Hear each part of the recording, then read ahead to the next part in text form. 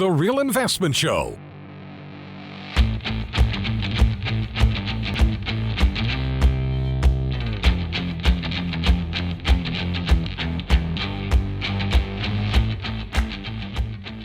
The YouTube channel is lit this morning. Lit! JP says, Rich talks about giving long-term care insurance for Christmas. Listen, that's a great gift. Adult diapers, long-term care insurance,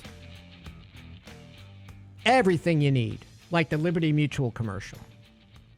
All right? All right, so here's our rule. Your total mortgage payment, that's total. Dum, dum, dum, dum.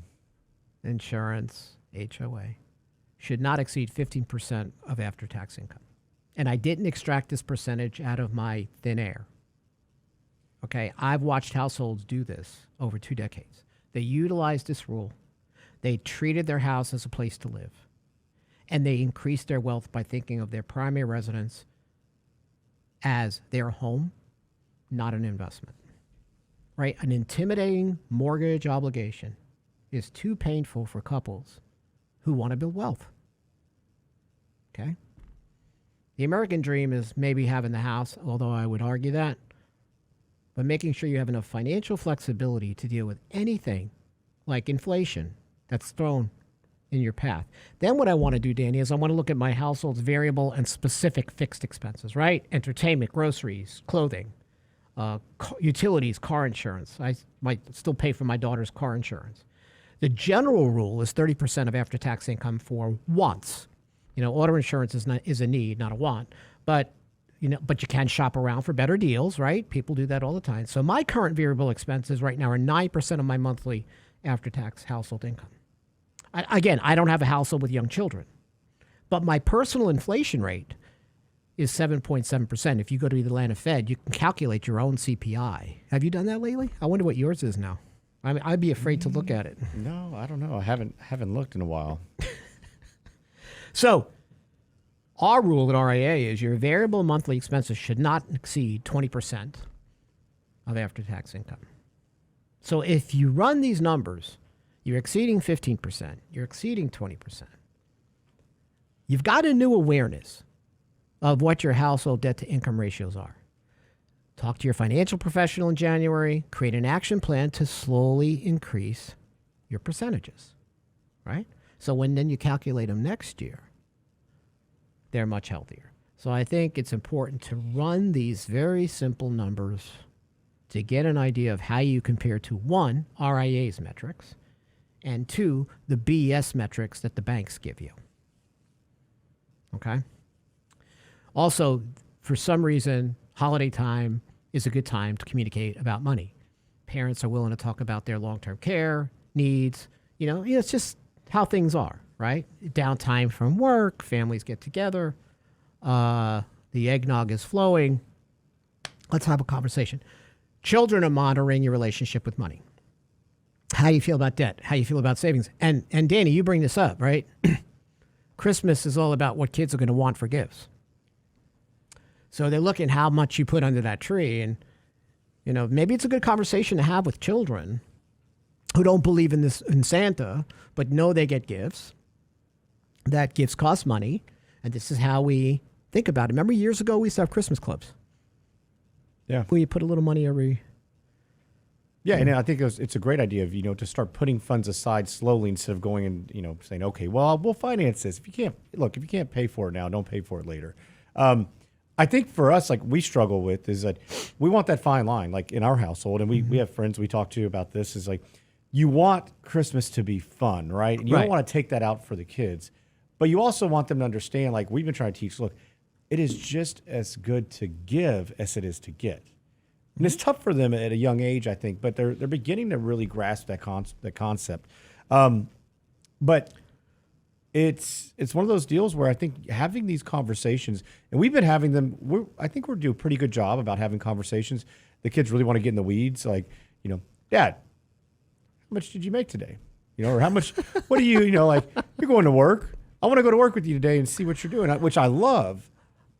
But, hey, so why don't you have a sports car? I think we need a sports car. That one seems, my middle one keeps bringing that up. He wants a sports car. Well, there's 5 of us, son.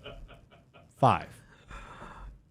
Well, he just wants a sports car for himself. No, but that's exactly what he said. He's like, well, what are we going to do with everybody else? I don't know. I'm not worried about them. Room for you and me. But, it's just the funny things like that. So trying to get them to understand concepts. And they see, they see and they soak everything up. But yeah, Christmas is tough. It's a balancing act. Right. And if you want to raise fiscally intuitive children, right, you want to help them understand your financial goals, where your mistakes are, how you make them better, and that it's not the number of gifts and the price of gifts. It's the kind of gifts. Like, I always believe in, like, there are people that just get gifts to give gifts, right? I wrap something up, even though it's not something you're really ever going to use. Or do you really know the person? And you get them one really cool gift that may not have been expensive, but it's right in their wheelhouse that tells you that you know that person and you spent the time. It's like,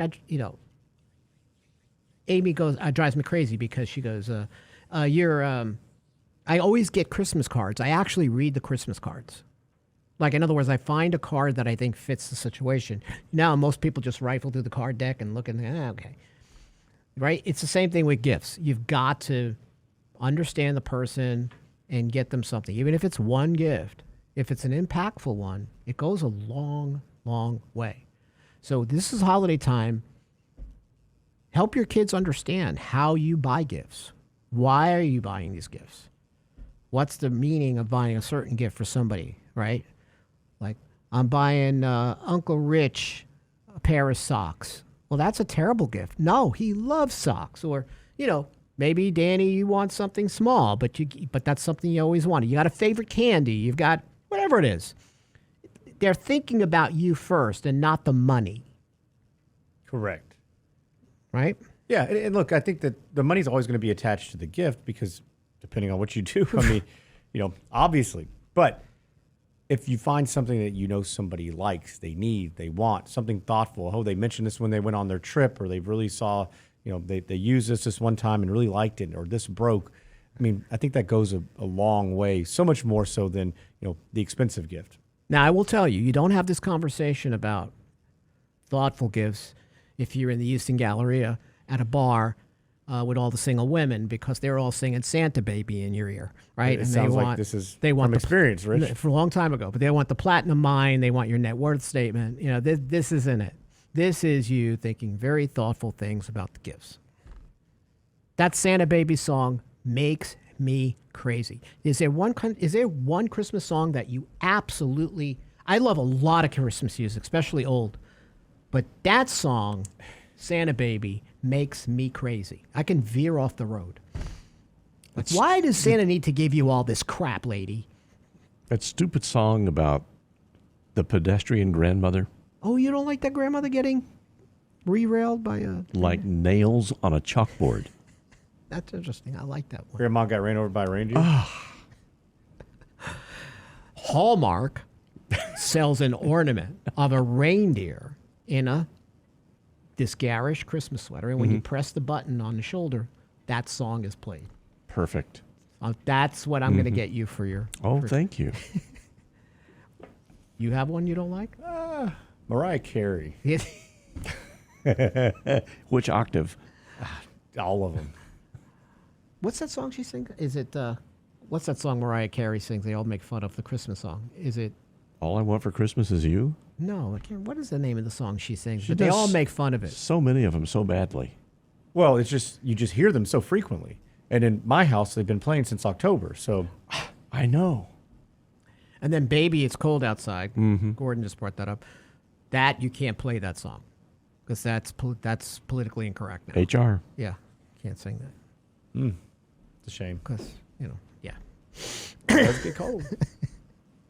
Listen, Perry Como, Nat King Cole, Frank Sinatra, Al Martino.